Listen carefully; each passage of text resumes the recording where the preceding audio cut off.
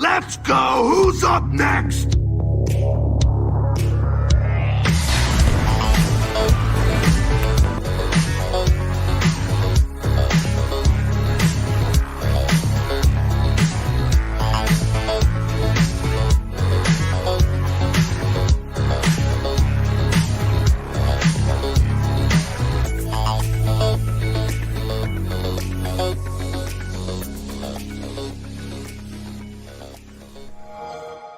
Welcome, Internet, to the Xbox Empire podcast, part of the Play Some Video Games network of podcasts. I'm Elaine. Donnie's here. What's up? What's going on? Dude, I don't know. It's Wednesday. We're back on Wednesday. Wednesdays are good. Hopefully, I fixed the chat tonight. Chat will have to let me know how I sound. Look, but there was a microphone malfunction. It's a new mic. It's a new mic. Perfect. Nobody's perfect. Okay? I did fix it, though. I found out what it was. So I was perplexed. I was confounded. I was befuddled. I was befuddled. Whatever. I was looking through my computer. Audacity had the right mic. Melon had the right mic. So weird. Everything was looking right.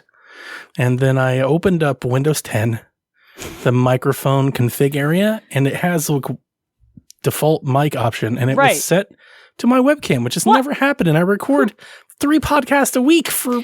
That's the thing that blew my mind. You recorded Shaq the day before, and it was... I was like, how did you... But look, Windows 10 decided this week for me, after an update, that it would just remove my Wi-Fi driver. It would make like it never existed at all. And I literally had to, and I was explaining this to my husband, because I don't use a wired connection down here because of where my PC is. I had to take a USB drive and move drivers over like it was 1997.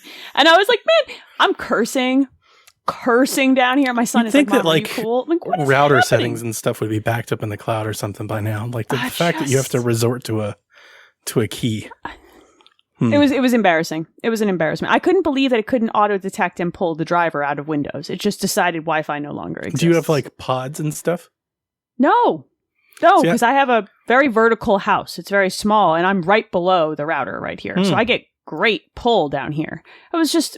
I have the Google Pods, and it is taking care of all of my internet configuration issues for like 4 years. Like ever since I bought them, I've really never messed with it since. And when I switched services, all I had to do was rename my new Wi-Fi with the same stuff, and it just plugged right into the Google and kept working.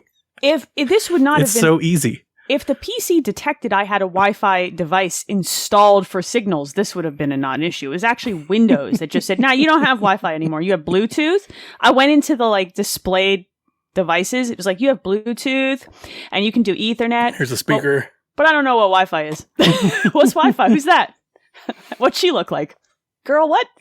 So in my aim to fix it, I disabled every input audio microphone in use or not in use. So like the webcam, the Razer, just cannot use the microphone anymore. It's disabled at the driver level. That's what I did with my Logitech at one point. I don't know if it was on this machine, but I because it just, Windows just does whatever it wants to do. I don't like it. That's right, Internet. Sometimes we have technology issues that need to be solved on an Xbox podcast. I hated that it was on that show. I really enjoyed our show last week. I thought it was really good. Still good. I did my best. I hope nobody just unsubscribed. I did my best to make it sound pretty good. If people unsubscribe because one episode was not perfect audio, then I'll flip a table. I've totally turned off podcasts, but I've never unsubscribed. I listen to a lot of podcasts, like sports podcasts. Oh God! So sometimes they'll just have people call in on their phone. No, and you can hear them on the cell phone, and you can hear the car and stuff. And I'm like, I'm not listening to this.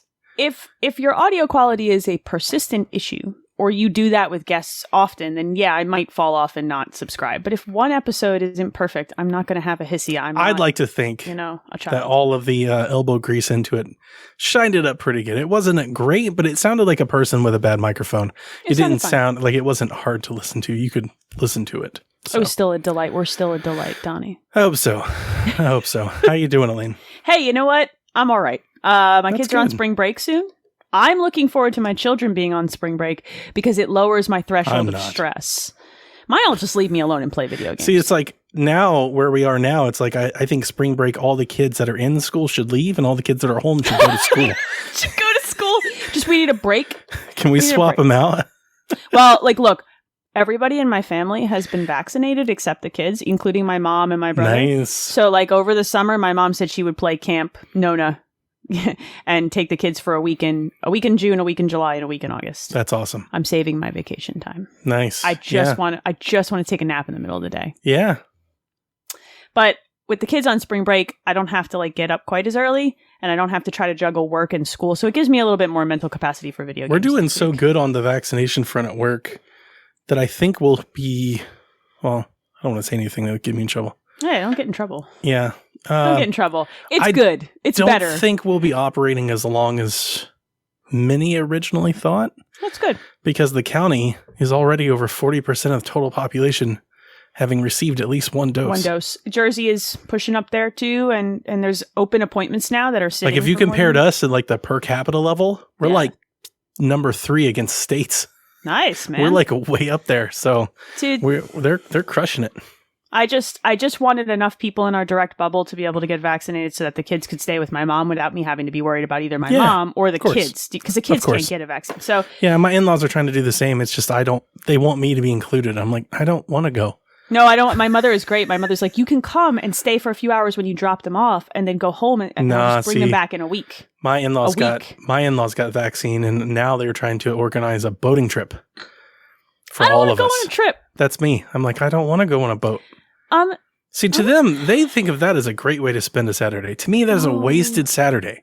I don't want to go so far as to say wasted, but that's just like sunburn and regret for me. We're not even there yet in terms of the sun. It's just like, to me, it's wasted because it's like, that's 8 hours of time that's lost. I mean, I don't know. Because I'm on a boat. Doing, with your flippy floppies? Yeah, I'm like, dolphins doing flips. That was for anybody who cares about that song. Right. So. Have you, besides negotiating with your in-laws over boating, that's I'm going to put that on a condolences card to you that I'm going to send. I'm sorry for negotiating over boating. Have you played video games while you were negotiating over boating? I have played video games this week. Tell me about First thing I want to do is I got me one of these. So I want to talk about this. So I got the special one. Look at it. It's got Game Pass. It says Game Pass. Donnie is holding the Razer Kishi, which is a controller that pulls apart and you put your phone in the middle, and it operates as a controller. And he's got the slick limited edition one that says Game Pass. Xbox Switch. It becomes your phone becomes the Xbox Switch. Ooh. How do you feel about that thing? Because with some of the news that we will discuss later, I'm on the border of picking one of those up. Ooh. And I'm kind of curious how you feel about it, sir. Well, Game Pass via the cloud is still a mixed bag. Agree. So the controller doesn't fix it because it's still kind of where it is. It's kind of buggy. I played it. I got a new Chromebook this week too, so I've also been playing on my Chromebook. It's better than it was the last time I had messed with cloud. I haven't messed with cloud since really the Series X launched. Yeah. Like leading up to it, I was kind of messing around with it. I was never going to play that way, but like in a pinch, in a bind, on a boat with adequate Wi-Fi signal, like maybe it would suffice. Testing it here at home is probably the best case environment with my gigabit internet. So I played some Narita Boy, which I've been playing this week, which I'm actually excited to talk about. I played some Gears 4. Okay. And it's good. It's playable. Okay. It's playable. It can do I'd rather play Gears 4 like that than trying to do Gears 4 like on the Switch natively. Because, it's better. It looks good. It runs well. But the app just kind of freezes and crashes at times. Yeah. I haven't had that happen to me though when I'm playing a game. So is it just in the browsing and transitioning? Yeah. It always seems to be that back end stuff that those apps Yeah, it's like when it's sending you notifications or like when you're starting it up, like maybe it doesn't connect all the way or connect long. And now I will say the load times are long. Atrocious. Yeah. I mean, they're so long. Sure. And I don't know because it's like the Xbox One S is powering the cloud at the moment. So is that just what Gears 4 loads on the One S, or is it like longer than I now want Digital Foundry to give me like cloud load times versus native console load times. It can almost guarantee it's longer than a native load because you're talking about passing it through internet handshaking also, right? And I don't know. I want to say that maybe it's just having gotten accustomed to Series X life. That's a... it feels like an eternity. So That's the thing. And the worst part about it is when you're doing it on your phone, you can't just pick up your phone and check Twitter. Right. You know what I mean? Because that's what I used to do when I was like the 1X. The hardest challenge with this is I only have one phone. So it's hard for me to take pictures of this because my phone. It's a first world. Well, ladies, I only have one phone. I need another phone. I need a new phone. You don't need another phone. You need your spouse to let them borrow. That's what it was. As I was yelling, I was like, "Melissa, come take a picture of my phone," which is a weird thing to say. Yeah, like that's how you know you've been married a minute when the requests get that kind of weird. Okay, as a controller, just by itself. And for the record, I bought this from Industry Vet, and I paid full price. Right, so is that $99? Yeah. That's the price point of this device, correct? $89. Okay. Yeah. Well, we're in the ballpark like of $100. Yeah. $100 is not an insignificant amount of money. So like this isn't like my opinion from somebody who got one off eBay for like $25 or whatever at this point. So even with that said, I quite like it. D-pad feels good. Buttons feel good. You can control your entire phone interface with it. Oh, that's so even cool. when you're hopping from, so like if I was to pull this up here, like I can just scroll through and actually that's cool. launch apps and stuff like that. So it makes it very easy to use. It's a full, I would say Bluetooth, but it's not because it plugs in USB-C. So it's a full native controller. So what that means is I can boot up Grand Theft Auto Vice City, which I have multiple times in the last 24 hours. That's kind of ridiculous. And play Grand Theft Auto Vice City on my phone with a controller. And one of the things that I wanted to do was I wanted to pull out a clip, and I'm just not going to because they're across the room. So one of the things that I like about this a lot better. So like when they first announced this, I was like, oh my God, it's so expensive. Yeah, it's a lot of money. You know, it's like, I don't want to do that. And then when they came out the clips, I was like, oh, I'll just get the clip $7 and save myself some money. I have a clip. I have a decent clip. Right. Slightly better than $7 clip. It's fine. I think that is the appropriate way to go if this is something you're just never going to use, right? Sure. That said, once I got my clip, it dawned on me pretty soon of just what a contraption that thing is to look at, to have. Yeah. You've got your phone, you've got a full controller, it's snapped to the thing. It's like, this is much better. This is a much better, sleeker way to enjoy that, even with the cost. The fact that I can play native games on it is a big deal for me because I'm not sure how much our listeners may have picked up on this for a long time. I'm very much a Grand Theft Auto fan. I love some Grand Theft Auto games, particularly Vice City and 3. These are like some of my favorite Vice City games or Grand Theft Auto games. The mobile ports of those games are stunning. Yeah, they're very good. They're very, excellent. Very good. And if you have a decent phone at this point, this is a Pixel 4, you can run those things at high shadow fidelity, full resolution, full draw distance, like in all of the best. Like I can play Grand Theft Auto Vice City better on my phone than I can on my PlayStation. Because that's kind of rad. PlayStation's the only one that got the port of it. It's not even on Xbox.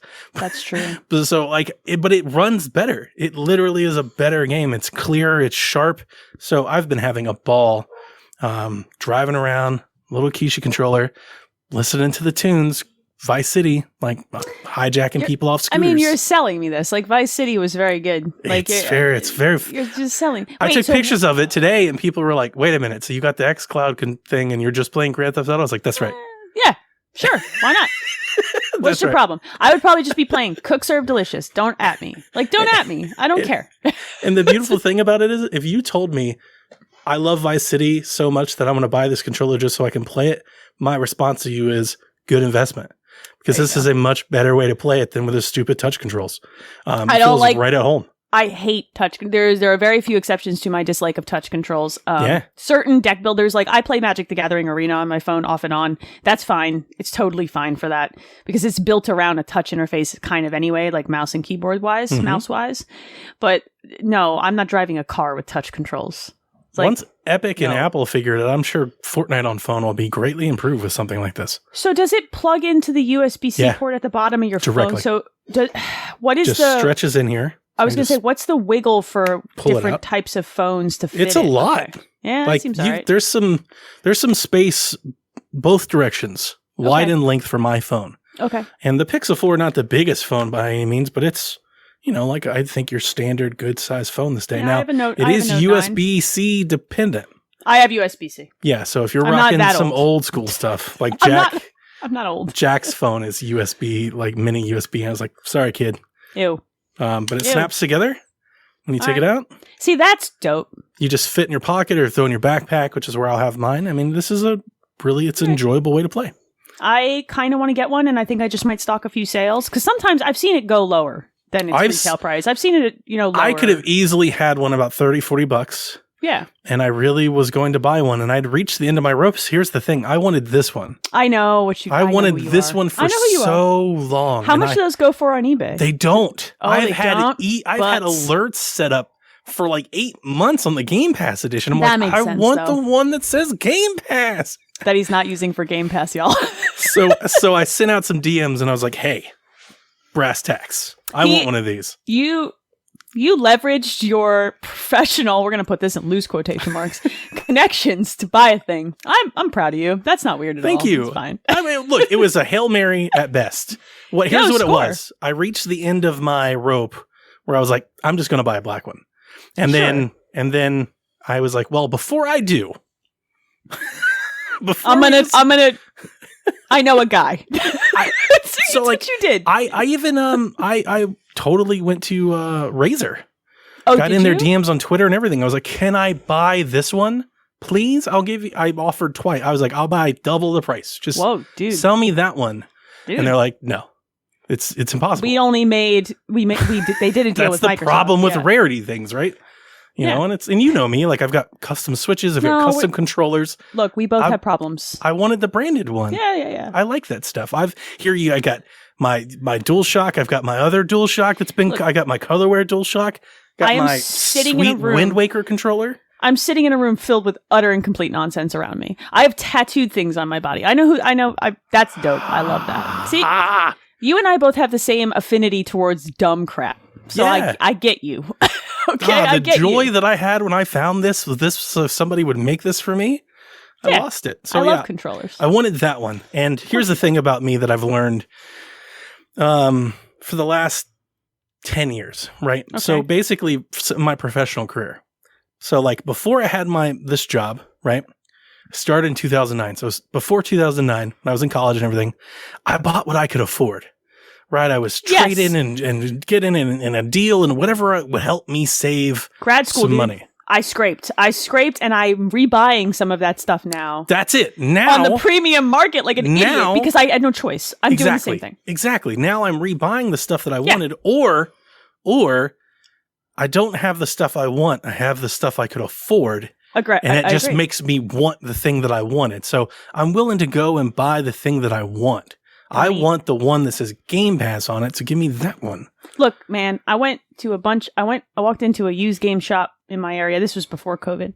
And sitting behind the counter, I don't know if you remember, they released 2 special edition controllers, one for the PlayStation 2 and one for the GameCube that went along with Resident Evil 4. Yeah. And they were chainsaw shaped. Okay. My butt bought both of them. They're on a cabinet behind me. I paid premium for those things. They're brand new and they're stupid. And I am in love with them. A couple years ago, I had dug out my N64 because I was going to play the wrestling games with Jack. Oh, baby. My old deck is all beat up and scuffed and everything, and I've had that deck for 25 years. I've had that deck with me forever. I've got new cables and like third-party cables and everything, and I was like, but it's old and it's beat up and it's smudged. It's got like sticker residue on it. I'm like, this isn't nice. I wanted to buy a nice one. So I imported one from Japan, and now I'm not sure if you've seen my new one, but the one that I've had for a couple years now, it's crystal blue. I have the ice blue. I have almost walked out of a store with the green one more than once in a retro shop, but they go pretty pricey in box. I got that with all matching controllers and cables. Yeah, welcome to my life. Just because of how it looks. Yes, and it sits in a cabinet. You don't even see it. Oh, you see mine. Mine's on a little shelf, so I might actually buy the one. But look, so what I'm trying to say to you is, there's no judgment from me over you. I appreciate you. I appreciate you. I get it. Do you know what I mean? Now that I can do it. I'm lucky enough that I married somebody who just looks the other way. Yeah. Like, he's like, you know what? Whatever you want to do. My wife is more like, she's like, are we okay? Yeah, we're okay. Okay, then. He's an accountant. He's like, we're paying all the bills. We'll pay off the house and reasonable. He's like, just do whatever stupid thing you want to do. Nice. He's like, you're cheap. This is cheaper than $400 shoes. So the way I see it cheaper than is golfing. I could be golfing every week. He could be golfing. It's a lot cheaper than that. So yeah, I like the controller. It gets a thumbs up from me. It's pretty good. I did have somebody on Twitter tell me that they said that the triggers sucked. I like them. I think they're good. Are they they're kind of enough? Squeezy. They're squeezy. They have like a spring or something in there. Here, you can almost hear it. All right. I mean, look, for something like this, like for what it's a mobile controller. How's that D-pad on that controller? Good. I haven't played anything with it, but it feels good. I'm gonna try. Feels better. This D-pad feels better than some of the controllers that I've bought for Switch. Actually, I was just gonna say, if you're gonna go with Switch on this one, then I'm with you, bro. I've bought a lot of Switch controllers, and most of their D-pads are trash. So. I do want to talk about Narita Boy. Yeah, I want to talk about it too. I installed it and started it briefly, but you've played a lot more of it than me. I am here for its vibe in a big way, and I'm kind of curious how you feel about this thing. Yeah, presentation out of the gate really kind of sets a tone. It's weird because it's not new, but it does what it's doing in a way that I don't think any other games are going for. It's got that. Right. I don't know how the best way to describe it. It's 80s. Yeah, it's got it. Okay, it kind of evokes for me, not necessarily in exactly the way it looks, but in my brain, the Far Cry 3 like Blood Dragon DLC they did, just because it's weird and goofy and silly 80s. It's so hard to explain. Yeah, it's 80s. It's synthy. It's like punkish.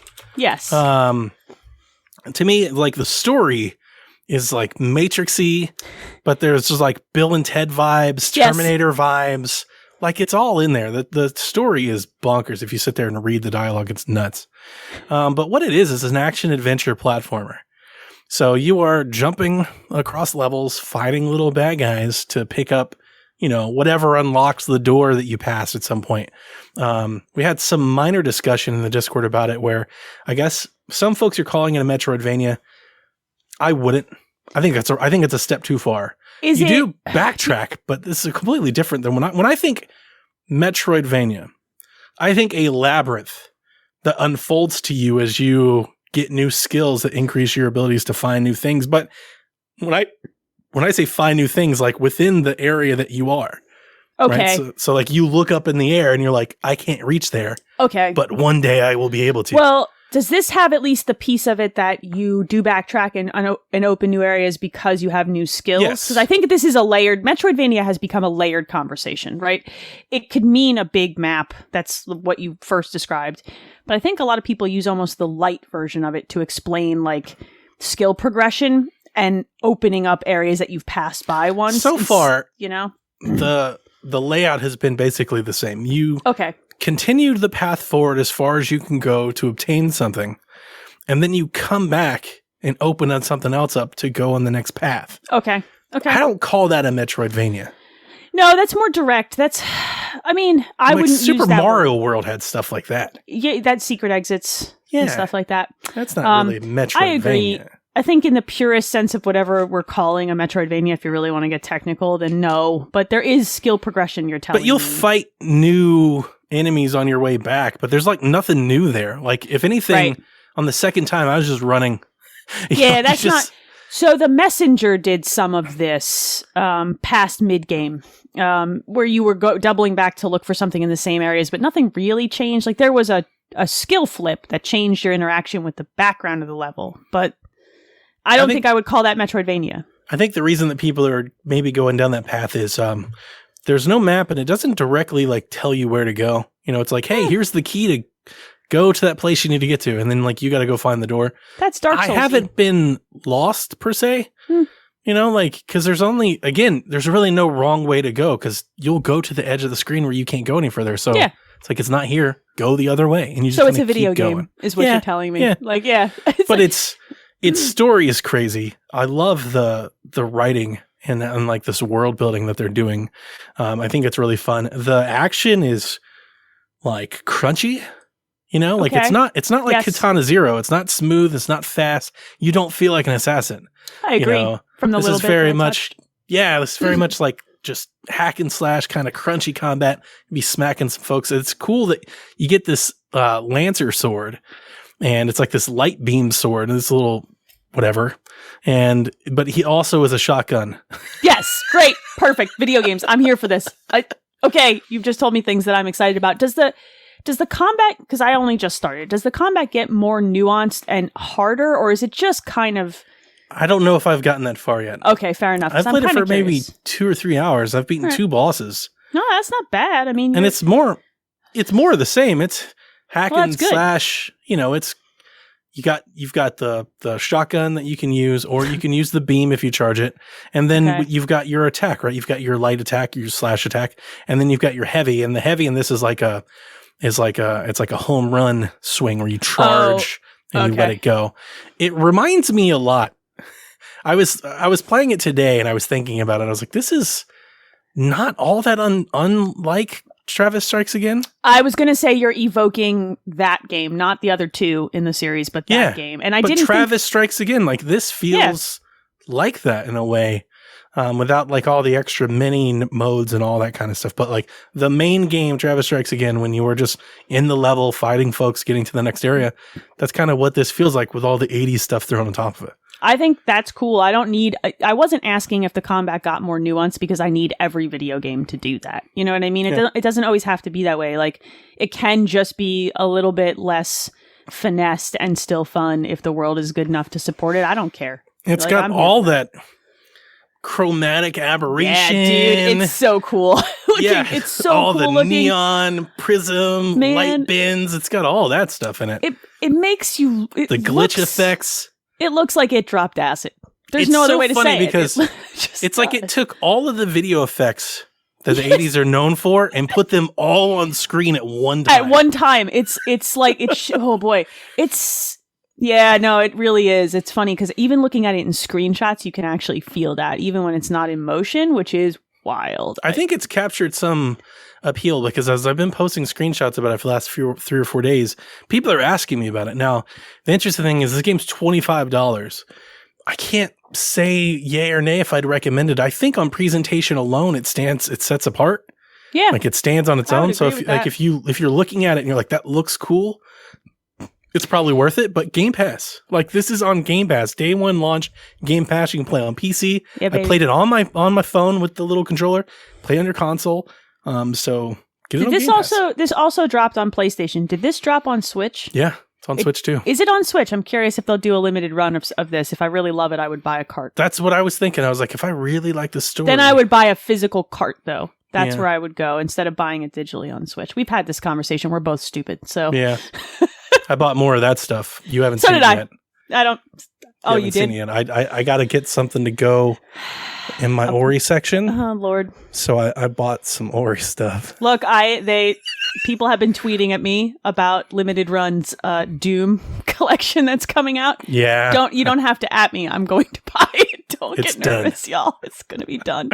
That comes out on Friday, and just the steelbook with the screaming face background. Don't worry, y'all. Don't get nervous. It'll be mine. I make very questionable decisions. Have you played anything else, or has it mostly been that and Kishi time? I played Red Dead Redemption Undead Nightmare is great. Looks freaking fantastic on Series X. It looks amazing, actually. There have been moments I've been playing that. I played that a lot over the weekend. There are moments where I just stopped. I was taking pictures of my TV screen. I was like, this game it's 12 years old. It's wild, right? Like even the original Red Dead Redemption, because I played that game very late. I played it right before 2 came out. Not on the Series X, but on the 1X. And it's still held up even then. I'm very impressed with games that can do that. It's so easy for them to do. It looks better than some remasters look that they recharge you for. Wild. So I've been playing Undead Nightmare. And then today I downloaded it and hopped into Hitman's 3's free to start thing. Yeah. So for anybody who doesn't follow news, that's not your job. It's, I guess, our job.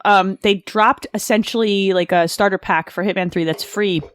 And it gives you the Dubai level and maybe one other thing. I cannot remember. At the very least, it gives you the first Hitman 3 level to play to your heart's content. What do you think, Donnie? I've only done the training. I'm still in the training mode. I was just doing the free mode before we hit recording, where I was trying to figure it out on my own. It's pretty. Yeah. I still don't know. So, like, I guess is the objective of the game to accomplish all of the like little scenarios that it gives you, like, hey, like kill the guy on the boat, kill the guy in the thing. So the objective of the game is to murder that guy. Right. How you go about murdering that guy and how many times you replay the level to hit those scenarios is your call. Some maps but I like don't love. So the way that players play, I imagine, is to try and do all those things. Like that's some the people challenge. Do. Some people go through and do that because it helps them unlock things and get mastery on the level. Some people, there's these things called escalations that will change the rules of engagement for the level in particular ways, and they will get harder and harder. Those are really interesting. It depends on what you want out of it, right? Some people just want to finish the levels, and that's Is there a story that links all the levels together? Yes, there's an overarching trilogy story that has started at that first game and carried through. I think you could probably pick up at 3 and know what the hell's going on. You could. So if you just wanted to play just to do like the bare minimum, meet the objective, and get the story, how long is like the campaign? So there is like playtime. That's hard to say because I goof around and I've never gone a straight line through. I always double back, you know, especially on the maps that I like love. It's impossible. There are like 7 or 8 maps total, or 7 or 8 campaign missions. Okay. Theoretically, depending on how good you are, 1 to 2 hours per mission. Okay. So 10 to 16 hours, depending on how long you fiddle. You know, it depends on what you want to. Hitman's weird. Hitman's one of those games. It's like could be a 10-hour game. Could be a 100-hour game. Right, of course. You know? And it depends on how much you like it. That's where I am. I mean, having played the tutorial, I mean, I can't make a judgment. I kind of like, it's like, it feels like a really fun, like 007 game. That's what it is. But I also want to like shoot people. Yeah, like so that's I have hard. this constant urge to like make some action happen. You are very squishy in that game.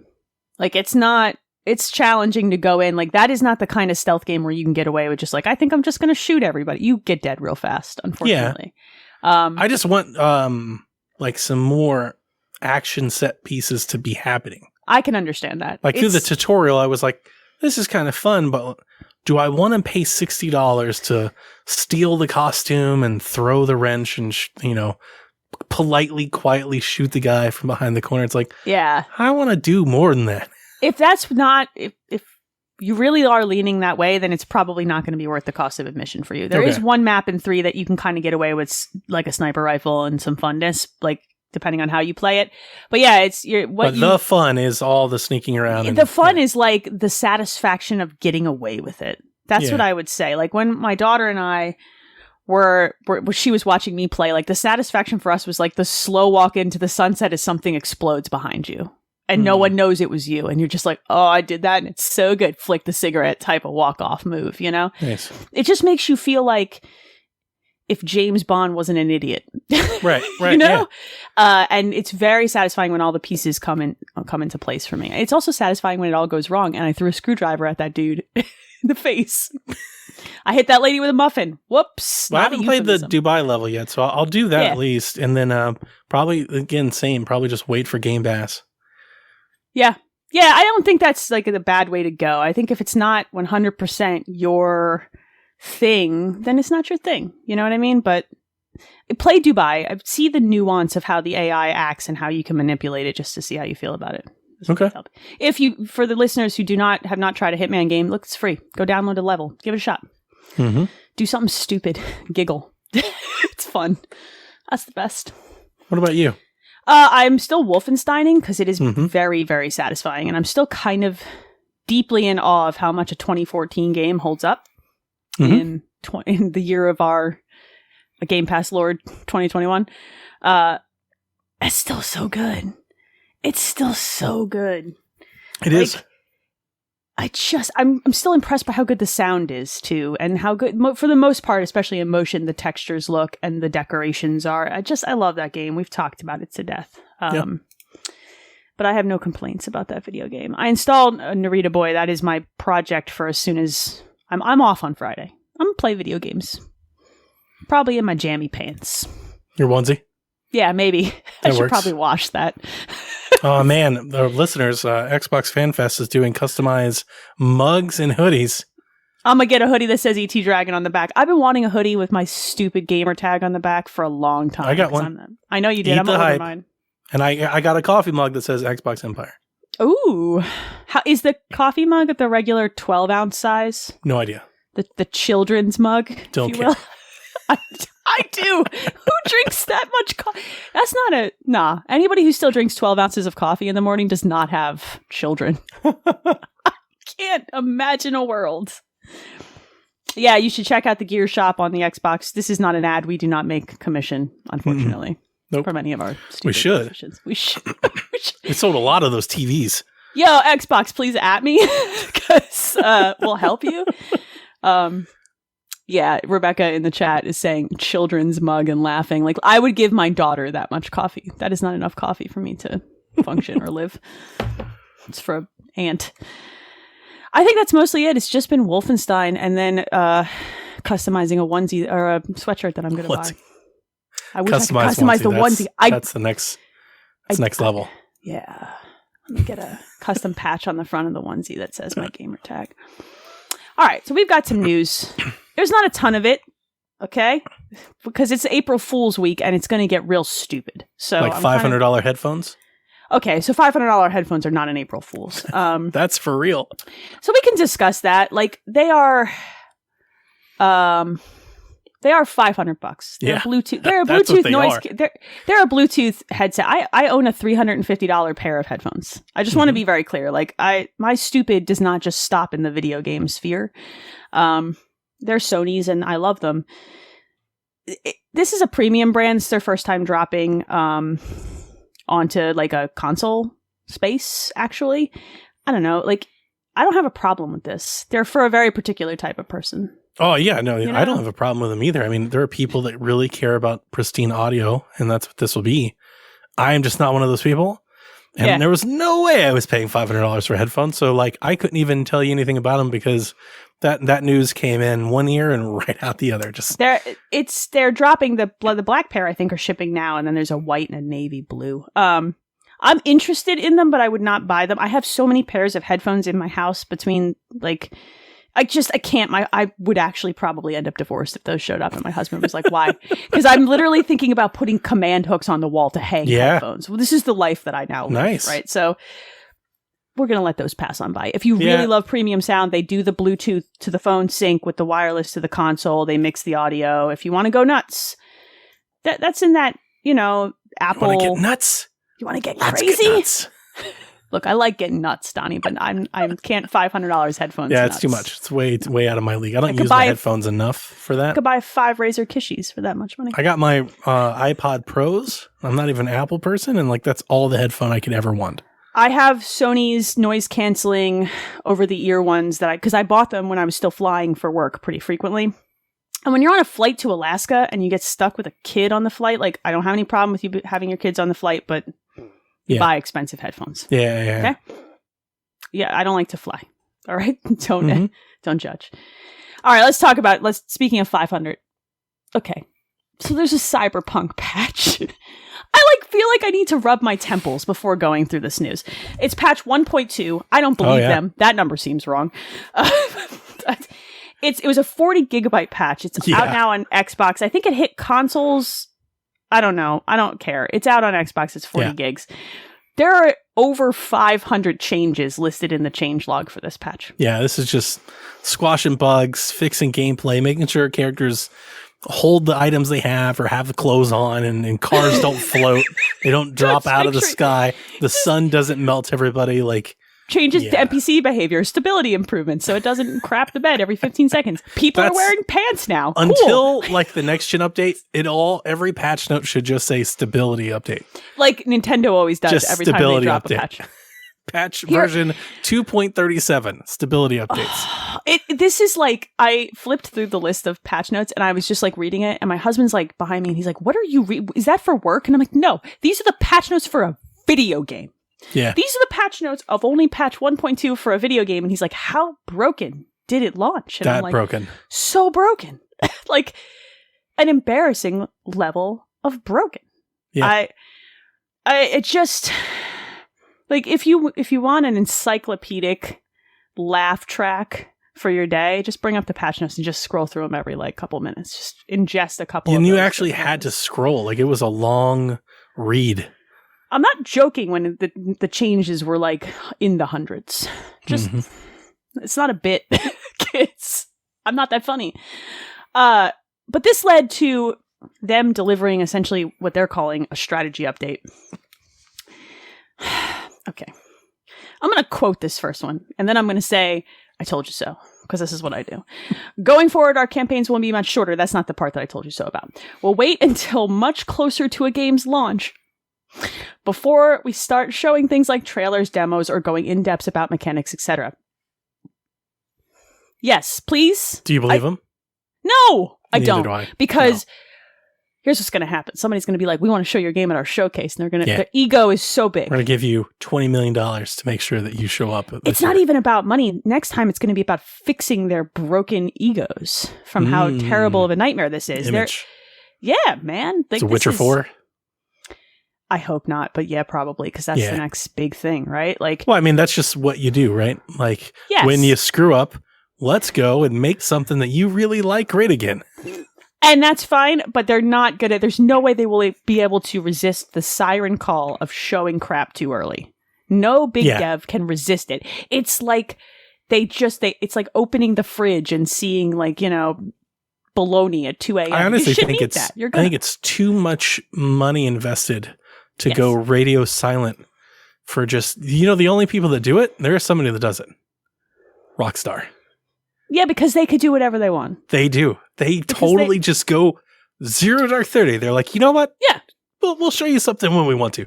And they won't schedule it with pomp and circumstance. They don't care. It won't be on they'll just literally the trailer will just be on YouTube one day. Have a video game. It's out tomorrow. Tomorrow. They have big video game energy. Okay? They don't give a crap. They just whip it around everywhere. They don't care. They're Rockstar. And you know what? They earned that. They true. Did. They earned that, but that's what they have. They're the kind of people back when we were like in college or younger where the trailer would drop and people would frame by frame it to discern information. Okay? They also have never done anything remotely as broken? Egregious as like this. No, this is... That's the other thing. They've earned it from that standpoint where they will literally just, it's not ready yet. So go bother somebody else. And their brokenness often is charming. There's a line between like jank that's charming, like the horse roach up on the house in The Witcher 3, and jank that is the video game is broke, y'all, which is Cyberpunk 2077. I still haven't played this game because why? I bet now it's probably decent. Yeah, it might be a video game now. I might be able to play it. It's still not what we wanted, but it's probably in decent enough shape. They went on. The folks that have beaten the game swear it's great. I'm sure it is. It's just a matter of how much am I willing to fight the game at 38 years old with 2 kids and all this job stuff going on. Do you know what I mean? Like, I don't want to fight you. I'm looking forward to seeing it someday later this year. Someday. It feels so far. It feels so far away. They went on to quote, say, and when campaigns do start, we aim to properly manage expectations. Oh, really? Across all platforms. This means focusing on communication of polished game footage, not concepts. We'll also showcase footage of our games on all platforms they will be released on. They're saying this, and it's disingenuous because the next game that they launch, this won't be a problem. So it's like, come on, dude. They're saying what they have to. Yeah, they do. That's all it is. This is saving their ass. And you know what? For all the gamers and podcasters that are going to take cheap shots at them, and they're totally open to it. If we were all in that corporate umbrella, we'd say it too. No, I'm not saying they're saying the wrong thing. I know. I know. I don't think you are. I think there'll be a lot of people that'll be like, that's not going to happen. They're going to do that. You know, they're going to prove the error of their ways. But it's like, if we were on the corporate team, we'd be saying the same thing because that's what you do. You circle the wagons. But do you circle the wagons this many months after you release the disaster? Yeah, you got to at some point. You can't just not let it. It shouldn't have been this long. This should have happened sooner. Well, you know, they're also facing all of that crunch stuff and the holidays and all that. See, that's the thing. They're damned if they don't. Like, if they did it earlier, then everybody would like, I can't believe you're making them crunch over Christmas. You know, like. No, you're right that they can't win, but what a tremendously, like, God, what a fall from grace. It's disappointing. At this point, that's true. But as I was explaining, as I was trying to explain to Kevin, the damage is done. It's been done. I agree. So kudos to them for trying to repair it. But like, whether it was this month or 6 months from now, like it's done. So it doesn't matter. It doesn't matter. Now it's about salvage. It's about a slow rebuild of trust is what it becomes about at this point. Because but it's been done. Oh, yes. No Man's Sky has done it. For Honor's done it. Here's the difference. No Man's Sky, they shut up and fixed the video game. They shut up and fixed that video game, and then yet another update is launching for that game that people are not going to have to pay for. That is still free. And they went radio silent. That's my pick for everybody's talking about like an exclusive game that would come to Switch Pro that only the Switch Pro could do. No Man's Sky is my pick. I love that game, and I'm glad that they evolved it, and they really did take lessons learned. They actually took the feedback and the frustration of people, and they leveraged it into something real and like actionable and made a better video game from it. And I have a lot of respect for that. I'm curious to see if CD Projekt Red can do the same thing. And I do think they can. I do think they can. They're also no longer considering a standalone multiplayer Cyberpunk title. That's probably good. You don't have a single player one that works right now. Right. I realize that that's sarcastic, but look, it's also true. And I added this note. Along with all of this, they tweeted or released that The Witcher 3's next-gen patch, PS5, Series X, is due the second half of 2021 now. Alongside the Cyberpunk thing. Right. So they're both going to launch at the same time. And they talked in this thing about how they're now going to branch development, work on more than one project at once, fill out teams. There was a lot of discussion of that. So this is them, look, we're doing it. Yep. But it makes sense, So, I don't know. I want to play this game. Yeah, I do Cyberpunk. Too. I mean, I own it. I bought 2 copies of the game. You'd think I'd be more... I'm a little upset that I couldn't get a refund for the PC copy. Sure. You'd think I'd be more, upset about it. But like, as this game I just reached a point where it wasn't worth... It's like, you know what? Let me know when it's done. Yeah, I don't want to I think a lot of people just hit that point. It's just like, what's the point? What's the point of me yelling and screaming or jumping on like this dead horse has been beaten over and over and over again. So dead. We're dragging behind a train. Yeah, so it's like at this point, like this was all before the consoles came out, and then the consoles came out, and then like now, like 6 months later, it's like I got a whole different stuff to worry about. Let me know when your game is done so I can play it on one of the platforms that I bought it for. Yeah, I am one of those people who enjoys a good broken game or a good like game that everybody hates. Like I like it. I like that sometimes. But this was too far even for me, and that's saying like a lot. Like and I love a bad video game. I love a stupid movie. I love broken crap. If it's so broken that I'm just like, I can't. If you're releasing a patch with 500 bug changes, I'm like, let me know when the next gen patches out and I'll play. If anything, instead of looking for a pound of flesh, I'm just more upset or like not upset, like let down with just how bad it was released. Disappointed. I'm deeply disappointed. This game wasn't ready for another year. You weren't even close. Nope. You weren't even close. It's like, I feel like they tried to rush out the last gen version before they moved to next gen. Yes. It's like, we've got to do this before like the consoles. It's just, this game wasn't even close to being ready. You're talking 6 months after launch. You're just now patching a playable version of the game that you have. Yeah. And it's not even the next gen version that everybody actually wants. That's the worst part. I think they almost would have been better served, maybe not from a money point of view, but from a save face point of view, in putting out The Witcher 3's next gen patch first. Finishing this game better and then putting it out later. No, it would have cost them a lot of money, but it might have made them look better in the long run to be so I agree with you, but it was funny. Kevin was going pretty hard about this and he was saying the opposite. He's like, I can't believe they're just going to go work on The Witcher now and everybody's going to forgive them. And I was like, they're going to parallel. This is how development works. Well, even outside of that, that actually makes some sense. That's how everybody does. Yeah. Look at Andromeda and Anthem. And what's BioWare doing now? Hey guys, we're going to remaster the thing. We're fixing the thing you really like. Right, that's the smart move. Actually, that's the game. If I was working with them, that would be my recommendation. It's like, hey, that game that everybody loves, The Witcher. Let's go do something with that real quick. Like when they looked, let's get some people. Let's make them a little happy. If they could have. If in the spot they launched Cyberpunk, they could have launched The Witcher's next gen patch at console launch, and then held this, that would have looked better. Like it just would have been a better look. Now I realize there's money involved here. And we're not looking at money. We're looking at perception. And money, that's a good point here with Justin. Yeah. Where they've been better off canceling the old gen versions of the game, focus on next gen. Yes. I would say no. You don't think so? Well, here's the problem. Like, they sold a bajillion copies of the game. That's where money becomes a conversation. Money notwithstanding, yes, that would have been the correct But you choice. have to think the reason that they were pushed so hard to put it out is that they had to.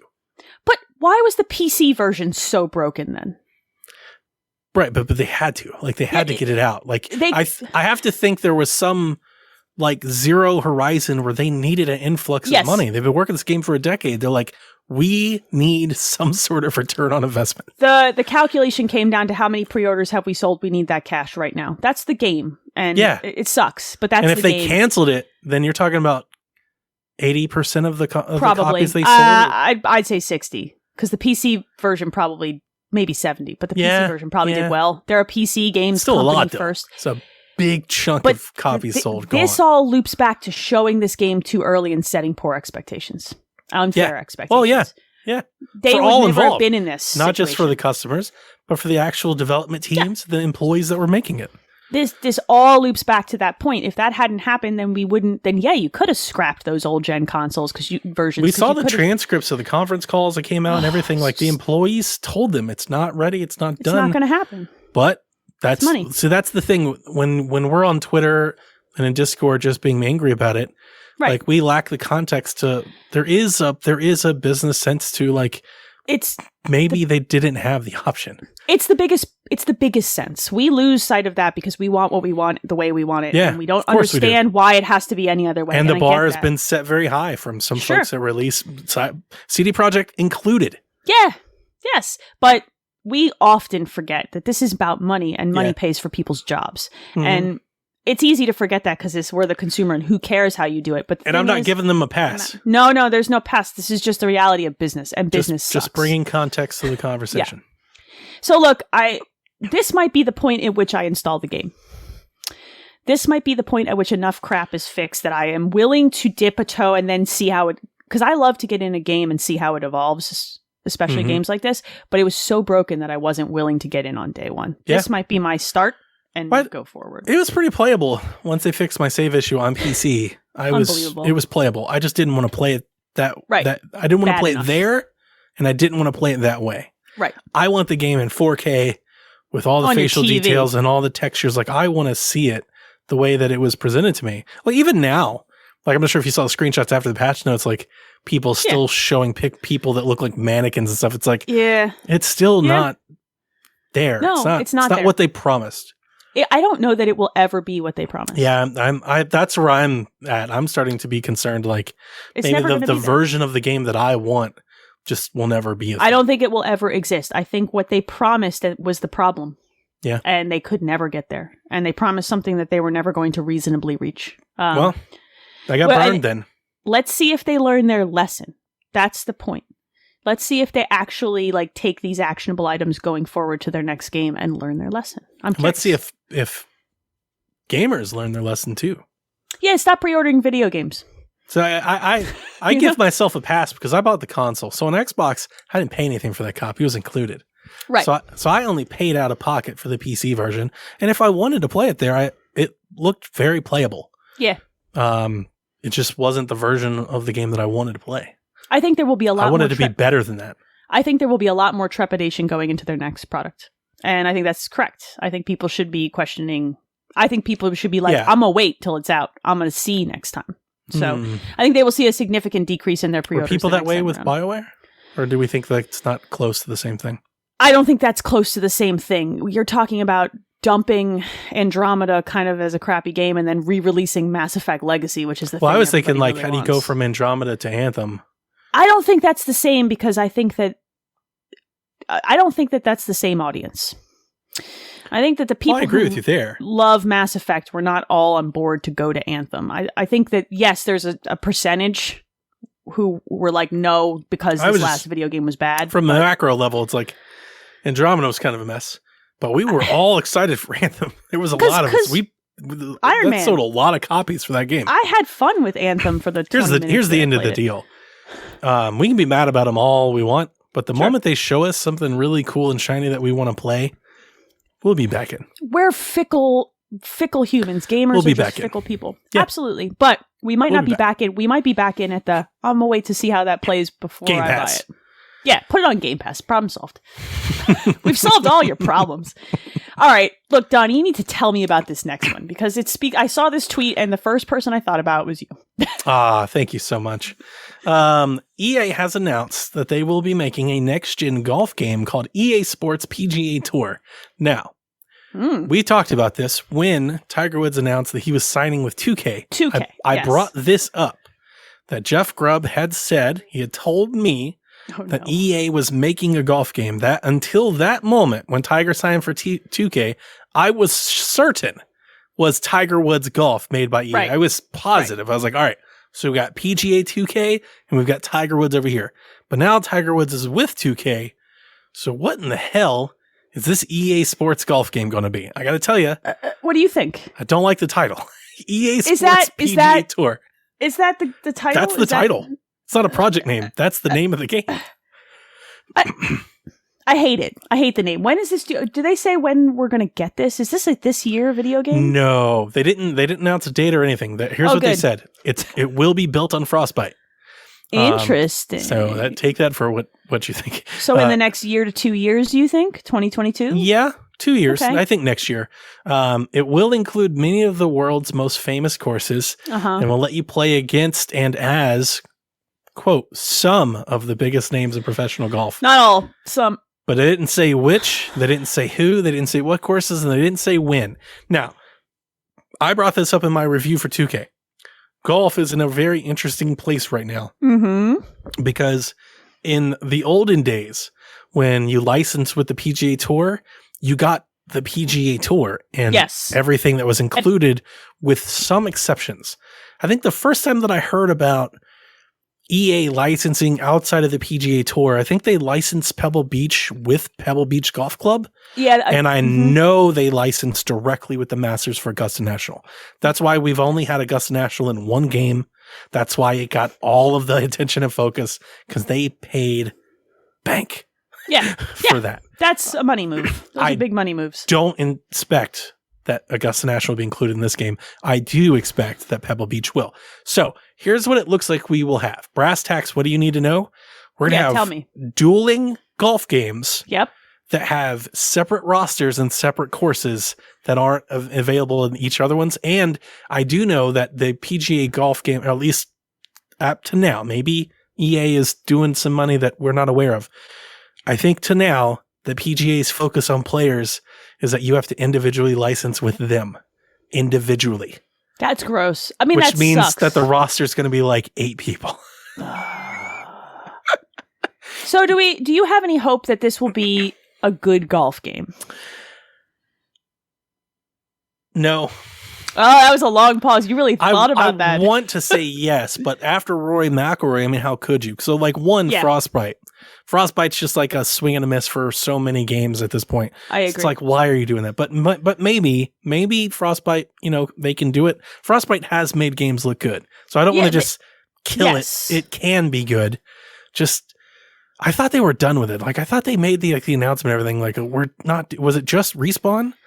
I think maybe, I know that there's a bunch of people who have said we just don't want to make things work in Frostbite anymore.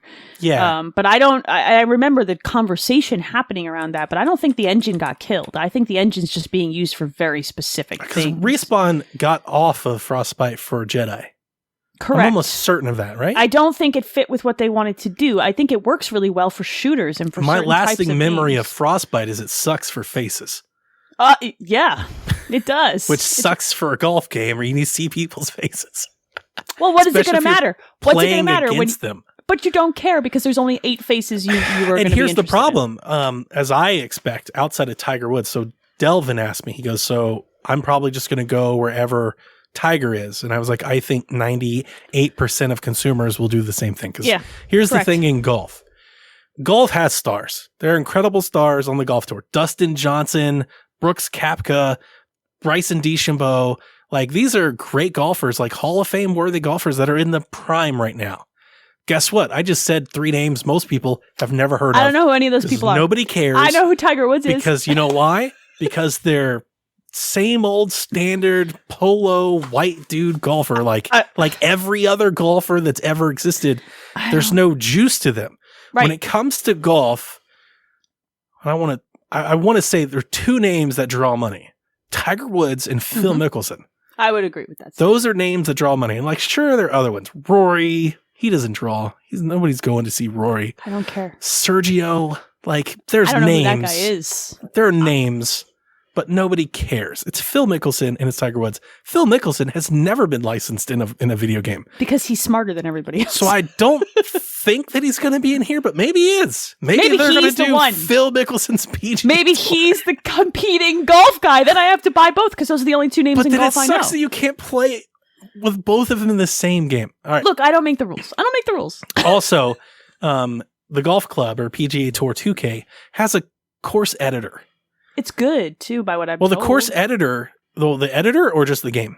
The editor and the game. Editor is fantastic. So what that means is when you log on, there are millions of courses that you can play. Someone's going to make Pebble Beach, y'all. Somebody's already made Augusta National. I've already played it. Like it's there. I'm not worried about that. If EA doesn't do that, and they never did, so I don't have like any faith that they will. But if they don't, like that's going to significantly hinder their appeal.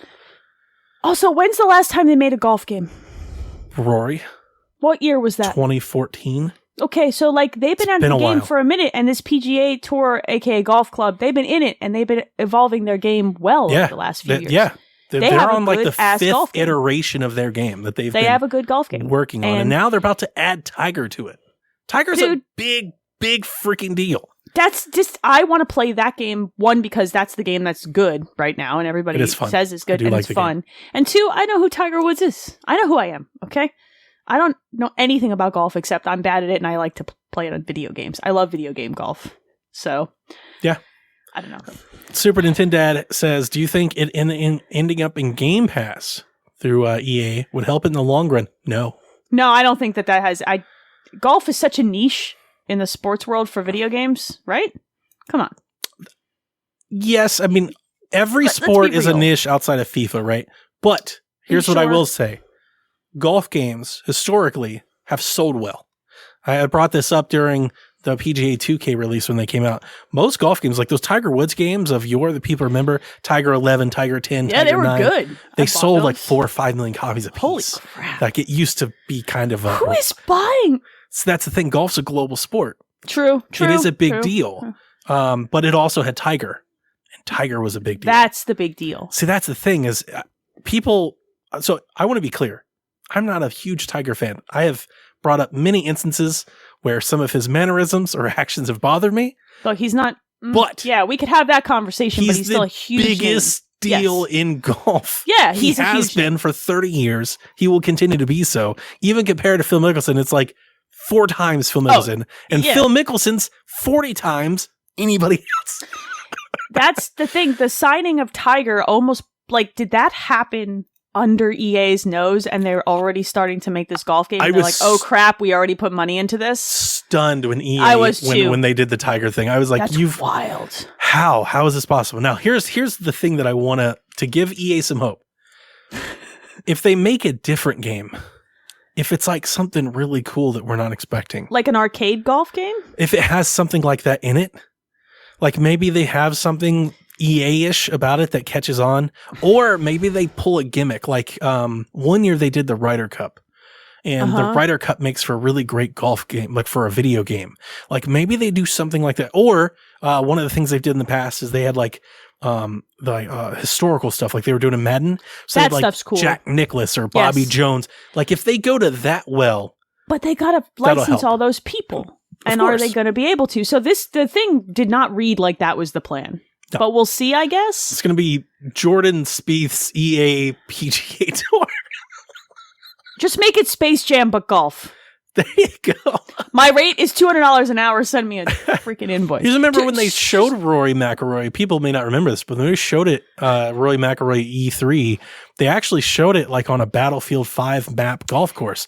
There were like battle cruisers, like having war and stuff, like while you were playing golf. Look, I was kind of here for that. Space Jam. Let's get stupid. My first thought when PJ was like, we're also making a golf game, I was like, all right, it's got to be, all right, for this to be good, because I don't think the space right now is big enough for 2 golf games. One of them's going to tank. For this to be good, it's got to be really, really pretty, and it's got to do something different, something new. There's got to be some hook that we don't know. I just don't know that you can go up against Tiger's Juggernaut and win.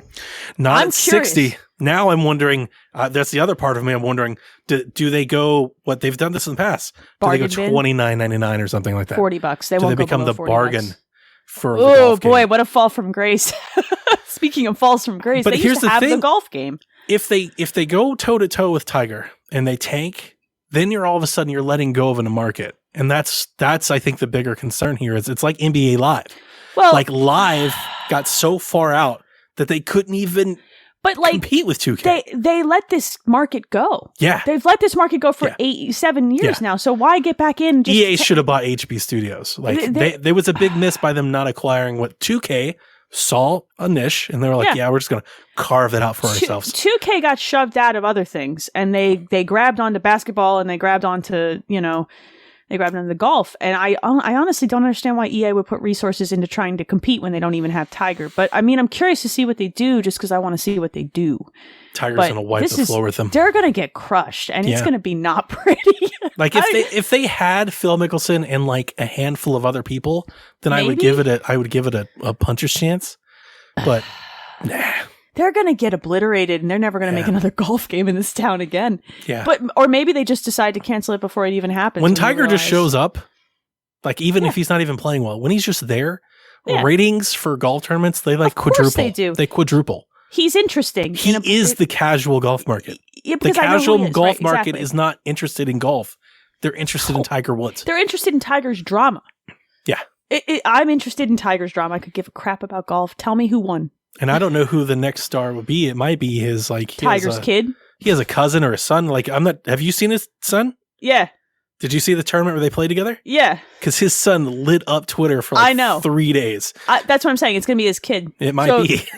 So if you license Tiger, then just pass that license right on over. It's going to be his kid. Yeah. It's a legacy. It'd be cool to see that. I don't know. I'm very excited. So we're getting Mario Golf. Then we're getting Tiger Woods PGA Tour 2K. Donnie, it'll be the year of golf next year. Yeah. You've been training your whole life for this. I'm so ready. Dude, you're going to hurt yourself. That was the fun part is when they announced the Tiger to 2K, I was like, Tiger. Why aren't you joining Mario Golf? Like, could you imagine cartoon character Tiger with Mario and friends? Oh my God. All right, okay. My eyebrows just danced like right off the top of my head because I was like, yeah, all right, let's do that. They made a cartoon Tiger Woods game on PC and maybe 64, I think, back in the 90s. It was one of the first Tiger Woods games. It was called Cyber Tiger. I don't like that. Not given his history. I don't like that at all.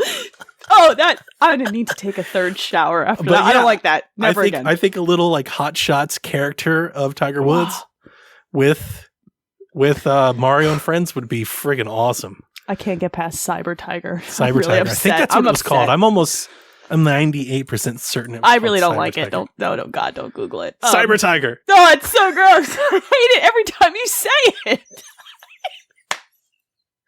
This is why you come to my shows to learn about golf games. How many other great journos and pundits are giving you Cyber Tiger throwbacks? All I have are bad jokes, kids. You come here for my bad jokes because you're like, no one cares about golf, Donnie. We love you, but yeah, that's more true than it's not. All right, we're gonna move on to the last story. The last story is a Game Pass story because why wouldn't it be? It's the Game Pass podcast. Mm-hmm.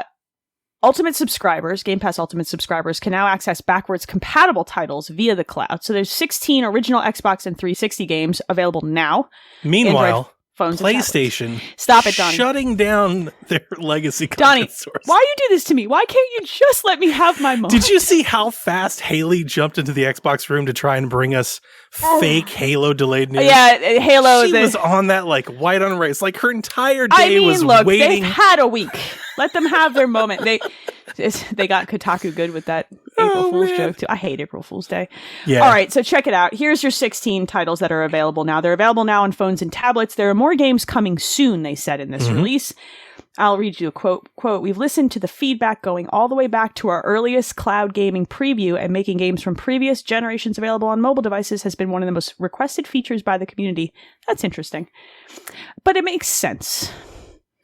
They fit better for something like this. So we got Banjo-Kazooie and Banjo-Tooie. Those are good games. Double Dragon Neon, Fable 2, Fallout New Vegas, Gears of War 2, Gears of War 3, Gears of War Judgment. You could have left Judgment out. I would have been okay with that one. Jetpack Refueled has touch controls enabled, which is interesting. Cameo, a game I love. A game I have fondness for. Perfect Dark Zero, Morrowind, Oblivion, because I don't have enough ways to make bad choices about these video games. Viva Pinata and Viva Pinata Trouble in Paradise, both with touch controls enabled. Excuse me, hello, I'm going to get a Kishi and I'm going to play Viva Pinata from my bed. Nice. Don't at me. They are the best games. It's basically Rare Replay with Gears and Fable. Yep. Which is, that makes sense. It fits. Yeah, of course. And they're available right now. If you're listening to this, you can do this if you're an Ultimate subscriber. I think this is cool, and I'm excited that they're doing this. Of course it's cool. It's cool. It doesn't cost us anybody anything to do it, and you can play from your phone. Like, that's cool. It's cool. I keep getting more cool. I don't know. They promised more games.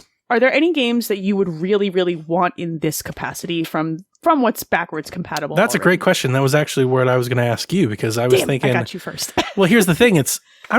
There's nothing that could come to phone. It's like, I can't wait to play it on my phone, because I just don't play on my phone. To me, the phone with the Kishi and all that, it is strictly just a convenience play. That's true. When the opportunity strikes, I might, if I want to, flip out and try to play something on my phone. But I'm not going to actively go do it. What's the game that you would be most likely you would want under that capacity? Like, I would maybe want something like Geometry Wars. Geometry Wars is a great one. Yeah. I always think of like sports games, something I can hop into for a game, play for 15, 20 minutes, get out. Like, I've been playing on my Chromebook. I got a new Chromebook. I've been playing the Retro Bowl like all week. If you've never played it, fantastic sports game. So something like that. Like, I'm not going to get into a Gears of War campaign on mobile. I don't want to sit down and get lost into Fable. Exactly. I don't want to play those games. That's why I actually think Viva Pinata is kind of a nice fit, because it's kind of chill. It's like and that's the kind of game I want. Perfect Dark, maybe. Maybe I would play Cameo like this. Geometry Wars is a good. Geometry Wars is one of those games that I will always want to pick. They should buy that franchise. What happened to that franchise? They made Geometry Wars Evolved 3, which I didn't like.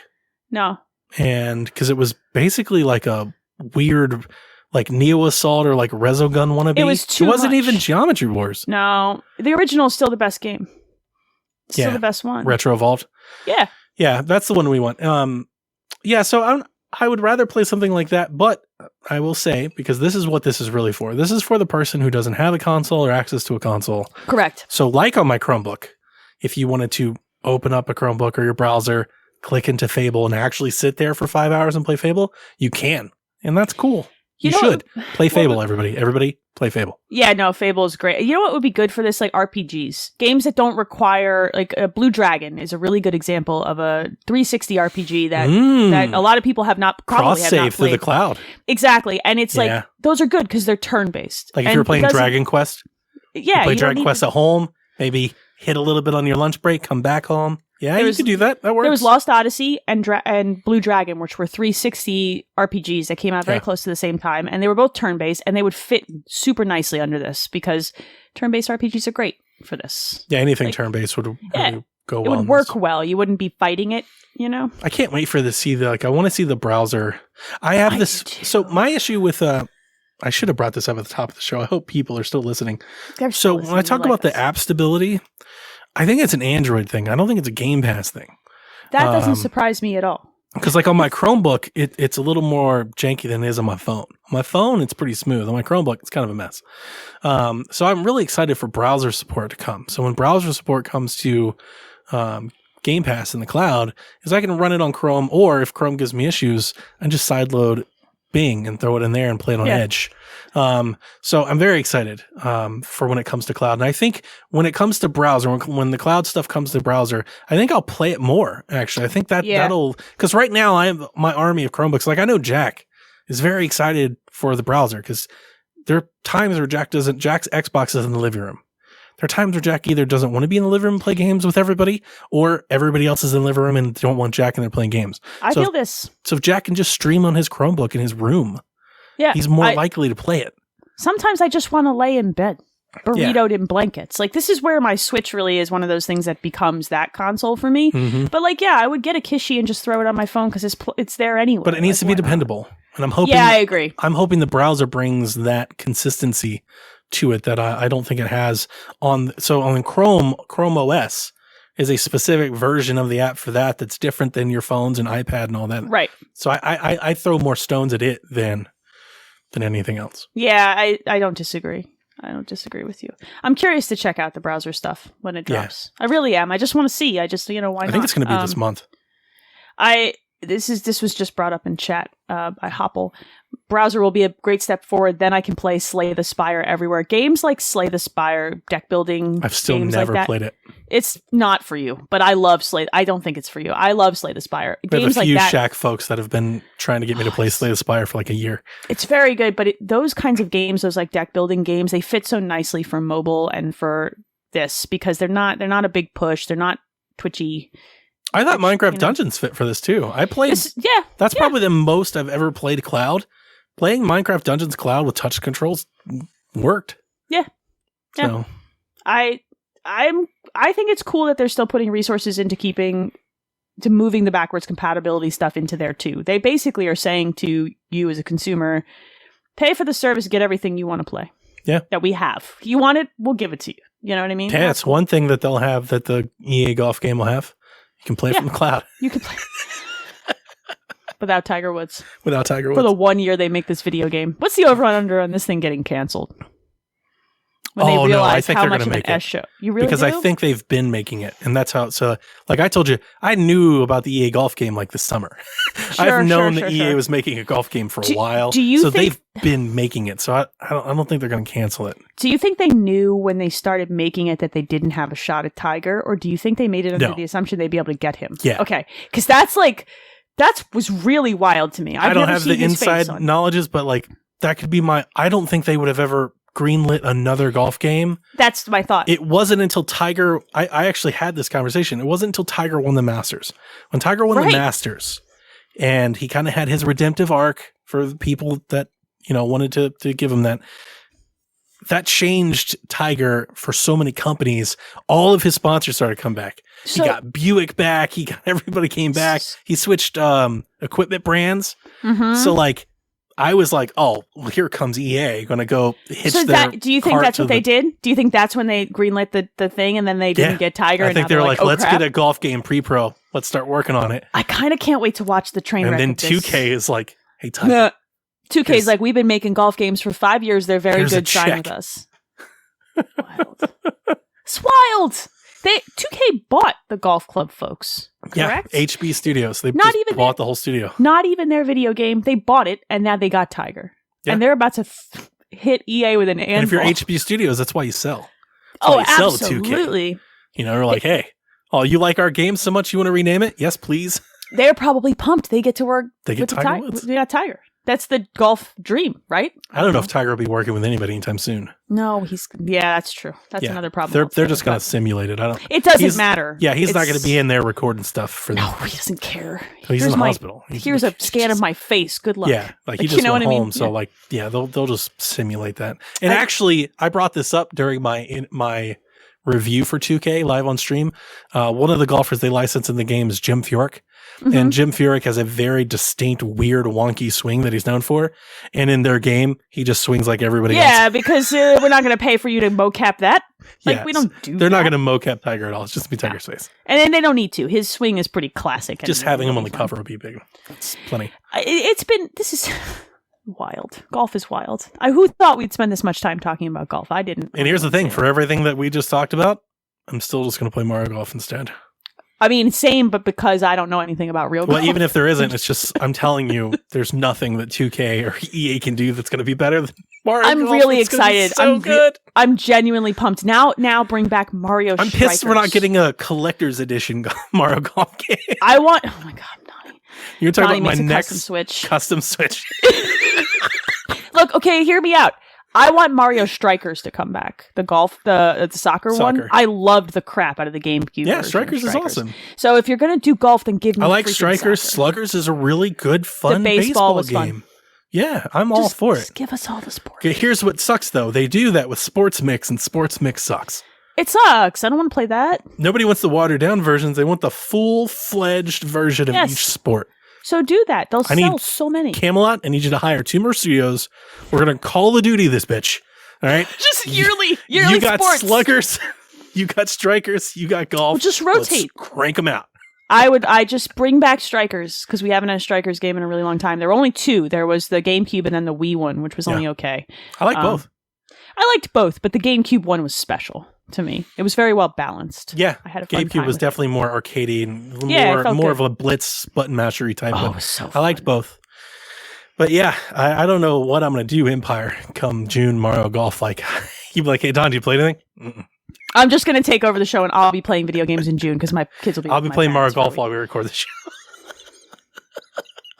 Elaine, why is Donnie muted? Don't worry. He's not listening to me anyway. This is my show now. I'm the captain now. I'm so All right. Let's hit a couple of questions. We got a little extra time this week to hit a few, and there were some good ones. Actually, I want to pull up one by Ryan because I thought this was interesting. What would you think about Microsoft adding an Audible-like service for the Xbox, where for whatever amount of money, $5 to $10 a month, you would earn 1 indie credit, which allows you to purchase 1 indie title. Do you know what this evoked in me? Do you remember when they did Summer of Arcade back on the 360? So if you bought all the Summer of Arcade games, you got like one of them for free or something like that, right? A credit. PlayStation's done that a few times too. And PlayStation's done it too. What I would rather than this is that to come back. It was a good incentive to pick up a game that you might never have played. And they could do it different. They could do some games that you had to buy and some games that if you earned the right Game Pass rewards, it would check the box, if they put the indies on Game Pass. But I just, I don't know. I like this idea. I just don't think it makes any sense because basically what I'm doing by paying $5 or $10 a month, I'm paying for Game Pass and getting all the indie credits. Yeah. Right? Isn't that what we're getting? That was the thing. It's a good. So I've actually brought this up a few times, basically since the Game Pass Gnome was inaugurated. I've been saying that Nintendo needs an Indies Pass. I agree with Game this. Pass, but just for indie games. Or their Summer of Arcade or something. They do need something. Yes. Just a curated little library of indie games, right? I don't think it makes nearly as much sense for Xbox because, one, they're just pushing Game Pass, and like this is giving you an option to not Game Pass because some of these indie games, like Narita Boy, is a reason to get Game Pass. Like it's a reason to jump on, right? All those indie games that we talked about last week. So that was one, and then also like it's messy. What is an indie? What qualifies? Yeah, it's too messy. Like what's the list? But also like a credit that you then turn on a voucher. But like, do you get any of them? Do you get all of them? Is it a selected list of them? It's like it's so different. And even just at face value with Audible, I've subscribed to Audible a few times off and on. I use Audible now. Even Audible, I think it's still kind of messy. It's just it's like a weird thing to have a subscription in addition to your subscription. Yeah, well, I mean, yes, sure. And it's like, that's not where Xbox needs to go. If you've listened to me on the show for a very long time, kill everything and just make it Game Pass. Yeah. That's better. I think this could be evolved into something like leveraging the rewards program that they have, though. Like we're highlighting these 10 indie games this month. So if you play these games, you earn extra reward points for this month, and if you play all of them and check all the boxes, you get 50 extra points or 100. I think it'd be really cool to do special sales on stuff like that. Like maybe like you buy one get one free, buy two get one. Sure. Yeah, that'd be cool. Or just any way for them to, like, they're dumping a lot of small games and a lot of indies into the service. And what you really want to do with those creators is, like, show them you care enough about their game to lift it up and give it to people, like, push it in front of people. So if you boost their game via the rewards thing you've already got in, you lose nothing. You give people a couple extra points and they download a game they may never have tried just to meet the reward for the month. Yeah. And then maybe someone loves it and that dev gets more face time. I love the idea, like, as a game is leaving Game Pass. That's great too. Yeah. Hey, if you buy this game, you get double rewards points. That's fantastic. And it's already 20% off. Right. You know, like in addition to the 20%. But if you play it, like as a Because highlight. the rewards points are fake money. Like, it doesn't matter. It doesn't matter. To Microsoft, that doesn't matter, but you can use it for the people who do like pay attention to all the quests, just to get them to try something new. Incentive. Yeah.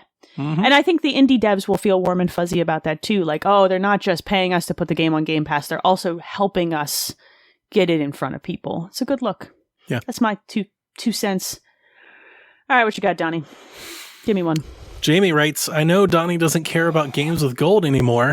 He's never cared seriously, these games have been pretty bad for quite some time. Big trash. Besides killing it for Game Pass, what should Xbox do to keep gold on par with PlayStation Plus? Kill it for Game Pass. I don't know that there's any other answer. Games with gold is like, they're just scraping the barrel here. I've seen one idea that I really like, and I think this is a better idea than raising the price of gold so high that people don't use anymore. So bad. Going the opposite way. Take the free games out of it and make games with gold or whatever, the Xbox Network Pass, whatever, make it really cheap. I agree. That's a good idea. That's a better idea. And then if you really need to roll the games with gold somewhere, make it $30 a year for your online network connection, and you get no games. That's or you can subscribe to Game Pass. I was just going to say, put these games with gold into Game Pass. Solve the freaking problem. Yeah. I've been on this. Roll those into that. Give people the cheap thing if they just want to play Call of Duty with their friends. Yep, exactly. And let's move the hell up. Because they fixed the free-to-play thing. Yes, so that's you fixed. Fixed it. So just for the people that don't want to subscribe to Game Pass, there's an option there. You're still going to get money from them. And then just kill this stuff off. Just get rid of it.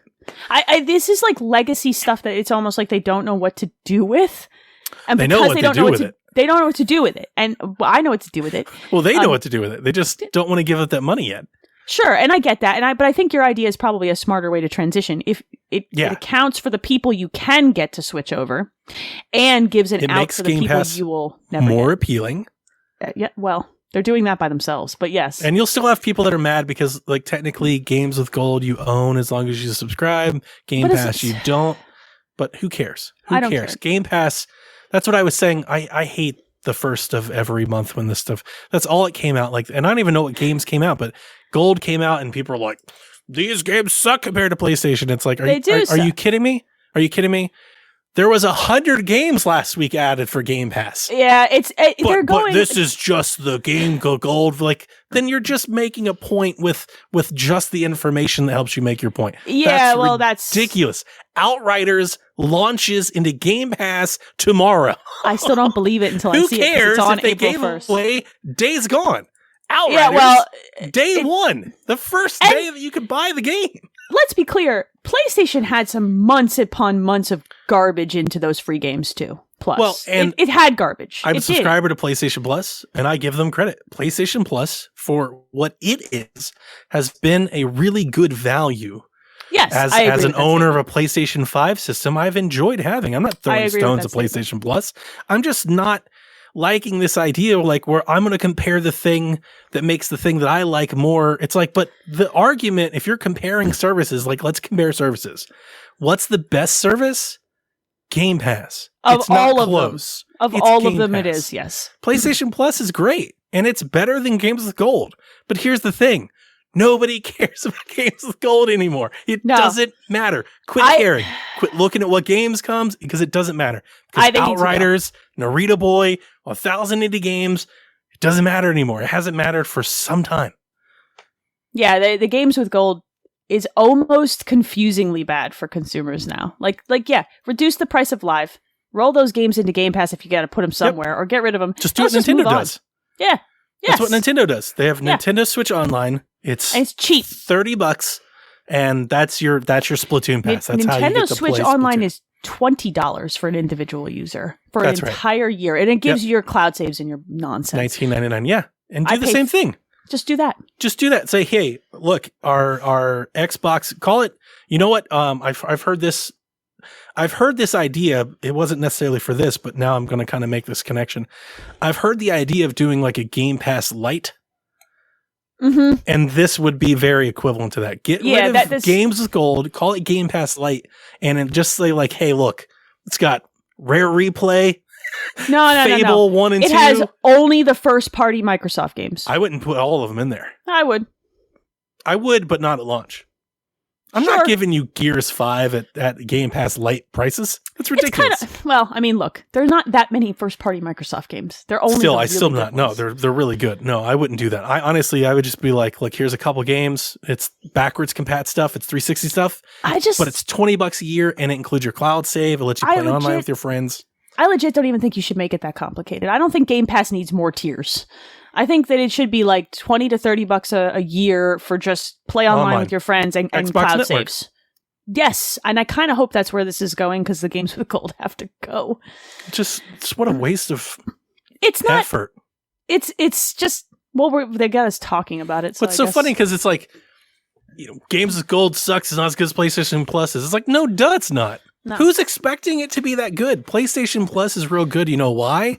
Because it needs something to stack up to Game Pass. Well, PlayStation Plus was good before Game Pass happened. Not always. No, not always. And it's had off there months has too. been a resurgent, motivated effort to make PlayStation Plus good for the launch of the PlayStation 5. Yes. Why? Game Pass. I don't know that that's true. They have market share. I think they just can. I really just think it's a... You think the PlayStation Plus collection for buying a PlayStation 5 has nothing to do with Game Pass at all? No, I don't. I really don't. Game Pass. I don't think that. I think they knew that console was coming in hot, and that's why that happened. To be 100% honest, that's how I feel about it. I appreciate that. That's disagree. What I think. You can disagree, and that's okay.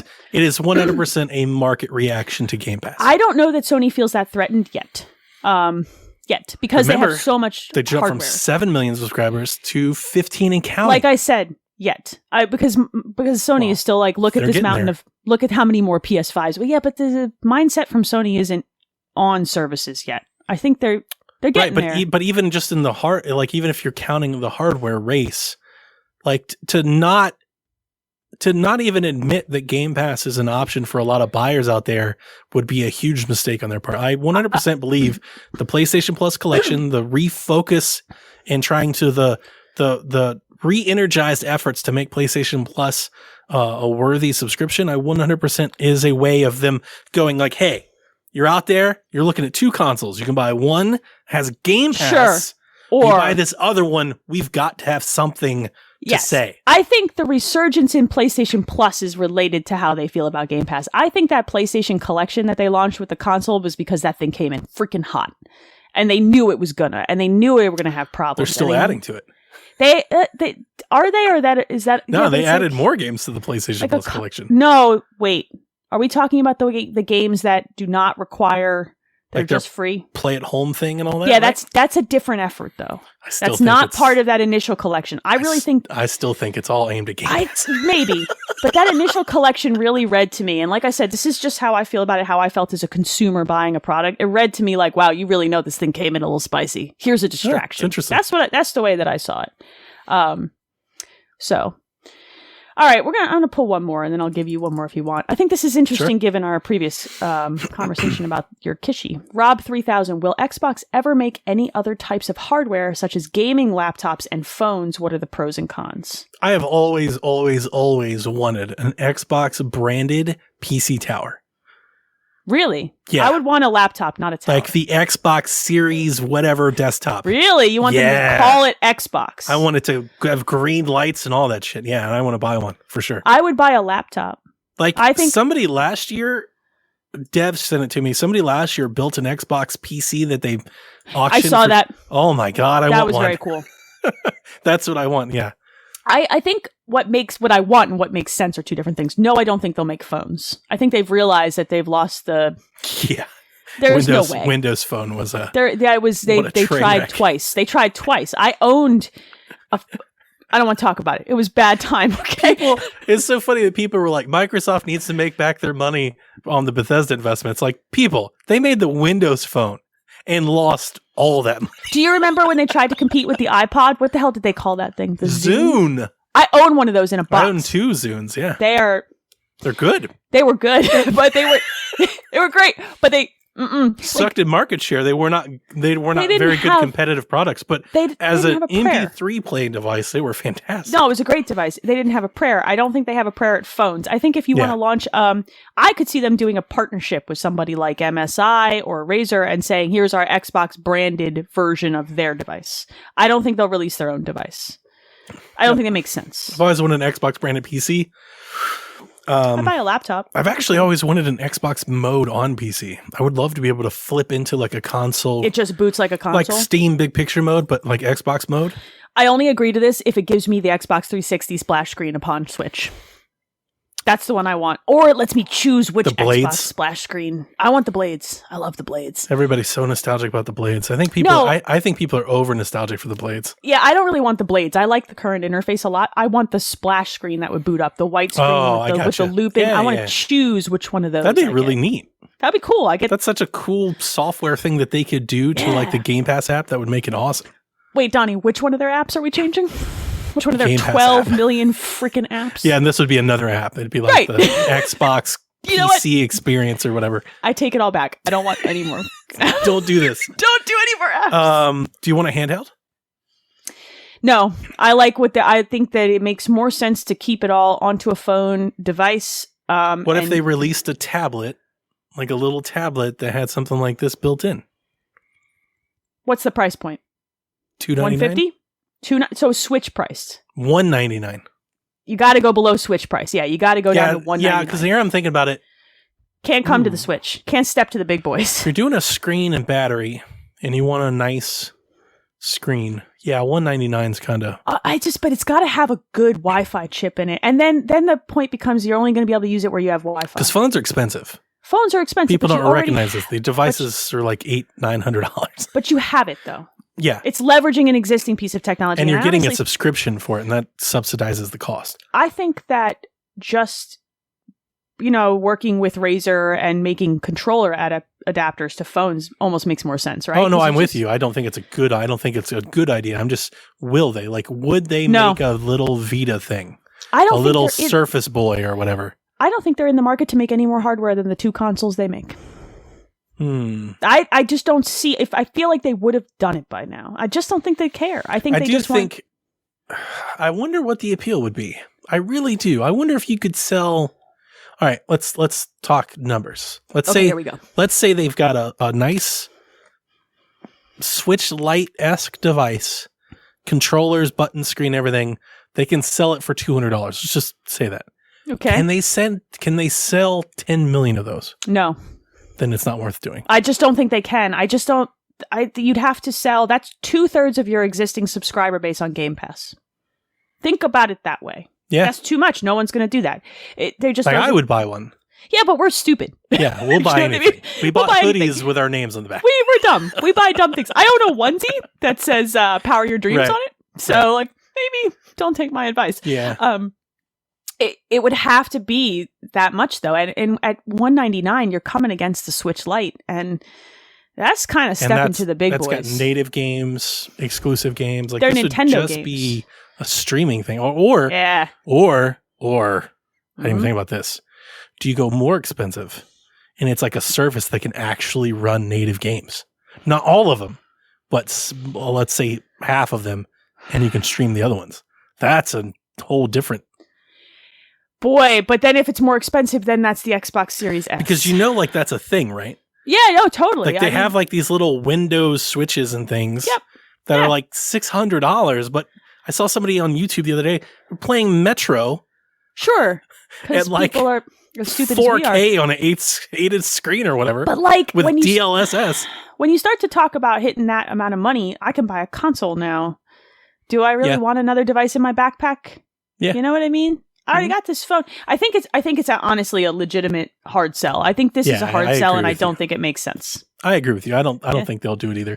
If they were to do it, NVIDIA with DLSS makes the most sense, but even then, I don't think it makes much sense. I think a partnership with somebody like Razer to put their branding on a Blade laptop is something I'd see them doing first, though. Because with what they're doing right now, for folks that aren't following the Microsoft stuff, so like they've got this new Chrome-like OS that's coming out, Windows 10X, and they're going to start making Chromebook-like devices and things like that. So you have Surface, and that Surface is a giant brand for them. I own one. That's probably their best branding hardware that they've done.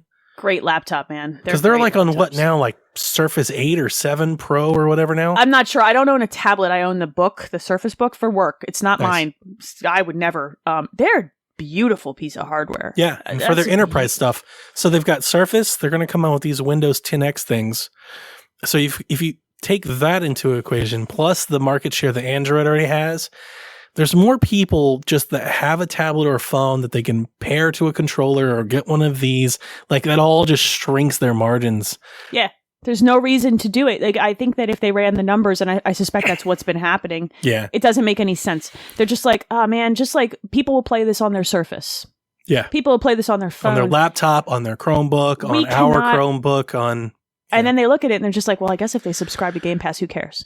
They'll only sell it to the most devout hardcore fans. You're probably talking 5 million people. It's not, I don't even think it would be that many. I think it would be half that. And I just don't think it would be enough. And that's okay. They don't have to make a dedicated device. I mean, you know, it doesn't have to, everything doesn't have to make sense for them. I think leveraging existing hardware makes way more sense financially. Yeah. I don't know. No, I agree with you. Yeah. It's a good question, though. That was a good question. I thought it was fun given the conversation. Why don't you snag one more before we get out of here? Yeah, I'm going to pull an old one, too. And this one comes from Ed. Will Microsoft allow one of their developers to tell a narrative that will hit home to a lot of gamers? Title that will open their eyes and allow a discussion to happen across the industry. Ooh, sounds like he really wants Xbox to make a Naughty Dog game, huh? Or you could argue that they're enabling devs to do that, like what happened with Tell Me Why. Yeah. Like, did enough people play that? Arguably, no. But is that a conversation that, you know, people are not having around video games? Yeah. I think so. And I think that's where I think what we'll see love is... that game. Yeah, it's great. And all of those games in that universe have been that kind of conversation that I think he's driving at. Like something that makes you think outside of your box. That's to me what this is question. I was thinking of a groundswell moment where a game comes out and the entire industry stops to talk about it. I think we're probably a Zelda moment, a Last of Us moment. The last time we had one of those moments, it was Cyberpunk, and it wasn't positive conversation. Yeah, and the next one that we'll have, I imagine, would be Halo. I hope so. Let me say it that way. I'm not sold yet. For good or bad, to be clear. I For think good that, or bad. I think, okay. Like, yes. If I'm making a guess at what the next one is, then I would say it would be Halo. I said that was their tipping point game. I made that assertion a couple of shows ago. I think that's the big deal, the biggest deal right now for this piece of hardware and for their services. So, yeah, I think you're probably right. It's funny how we read this question the same question 2 different ways. I read this as like social commentary conversations that games can drive. The right games can drive. It's interesting because I do think they've done that, and they have that game that's in development, early development that they showed during the Series X showcase. The name escapes me, but they had like that Telltale-like game that they were publishing. They've done the Tell Me Why. Like they seem to be pushing for that. I know it's something that they want to do. I hope they lean into it. I like that they're allowing space for those developers to have a place to put those games, and they're working with them, because it's easy to shy away from games that are challenging socially.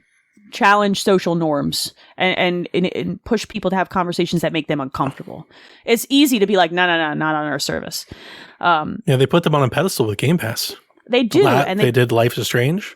They did with Life is Strange. They did with Tell Me Why. You could argue the medium has some conversations in it that are, you know, challenging for some people's like perceptions of, you know, the world.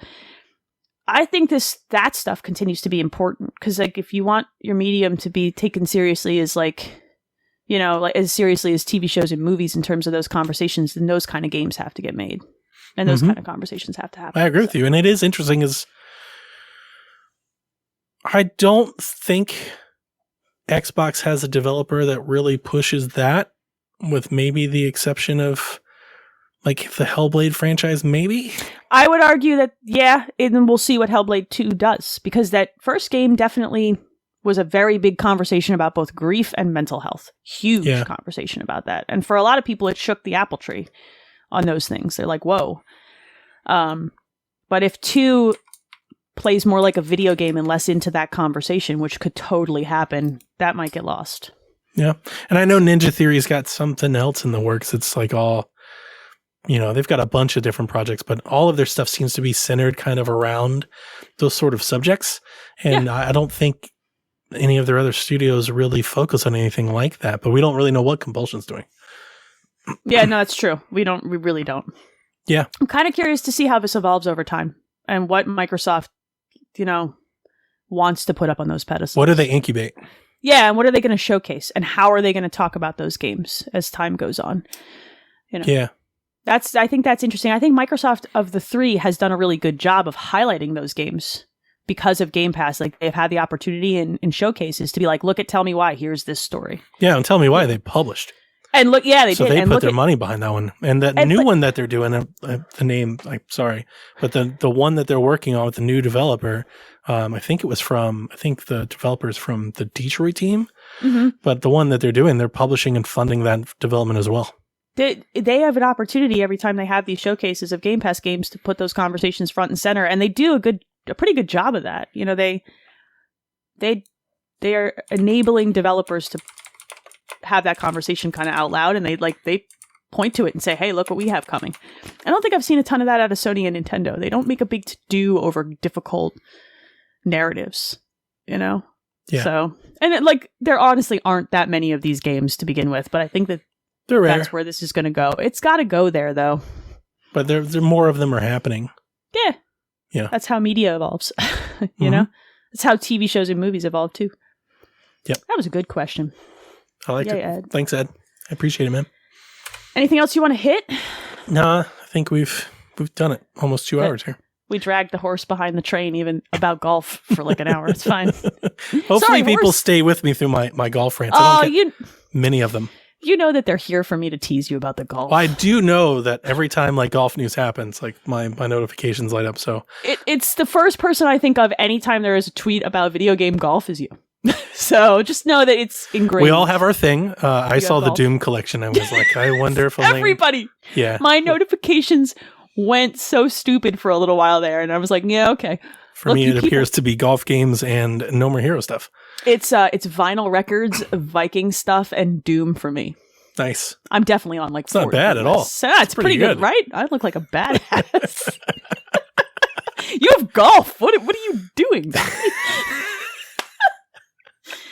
All right, look, before we jump out of here and I tease Donnie about golf further off air, let me hit up our Patreon producers. Thanks to everybody who supports the show on Patreon, on just Discord, retweeting tweets. We appreciate all of you, but a special shout out here real quick for our Patreons at the producer level. They are Michael Masick, Barry Cathcart, Edwin Callow, Stephen Keller, Nick Creature, Rude Days 93, Ben Moxham, Rob Emanuel, Nick Fallhaber, Paul Calicote, Kyle Heyman, Chris M., Devin Tyus, Josh Bourbon, RJ Kern, and Grouchy Surge. I'll have you know that Donnie is trying to distract me while I do this. And it didn't work because I'm a professional. Professional. Okay? Professional. Quotation marks. Is that it? Are we done here? I think Did we hit done. everything? We're good. The horse has been dragged. Go. Look. Thoroughly beaten. As we want to do on this podcast. All right, kids. We will be back next week. Until then, play some video games. Peace, folks.